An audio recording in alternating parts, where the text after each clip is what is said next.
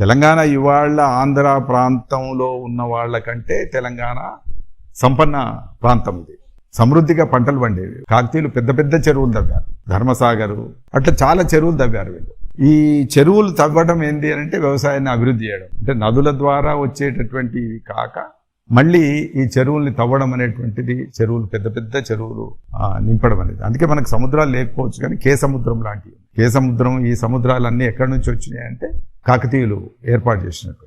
ఈ కాకతీయులు తవ్వినటువంటి చెరువుల వల్ల ఆ ప్రాంతం అంతా సుభిక్షంగా ఉండి ఎక్కువ సంవత్సరాల నుంచి పరిపాలిస్తుండ్రు కనుక ఢిల్లీ సుల్తాన్ల యొక్క కన్ను ఇక్కడ పడ్డది. దాంట్లో వచ్చినటువంటి వాడు ఈ మాలిక్ కాఫీర్ అనేటువంటి వాడు, వీళ్ళంతా ఇక్కడికి వచ్చారు. ఇక్కడికి వచ్చి ప్రతాపరుద్రుడి కాలంలో ఈయన పట్టుకుపోవడానికి లేదా ఈ రాజ్యాన్ని కూల్చడానికి విశ్వ ప్రయత్నం చేశారు. అట్లా చేసి ఒకసారి కాదు 4 సార్లు 5 సార్లు దండయాత్రలు చేసి కాకతీయ రాజ్యాన్ని కూల్చారు. కూల్చిన తర్వాత ఇక్కడ వీటిని కాపాడేటటువంటి రాజ్యం ఒకటి రాలేదు, పెద్ద రాజులు రాలేదు. అందుకని చిన్న చిన్న రాజ్యాలుగా ఉన్నాయి. రాచకొండ నగరం, రాచకొండ రాజ్యం, ఇట్లాంటి చిన్న చిన్న రాజ్యాలు.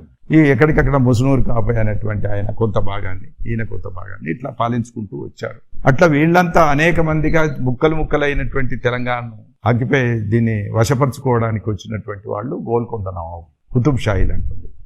ఈ కుతుబ్ షాహీలో వచ్చి ఇక్కడ మొత్తం గోల్కొండను కేంద్రంగా చేసుకొని రాజ్యం ఏర్పాటు చేశారు.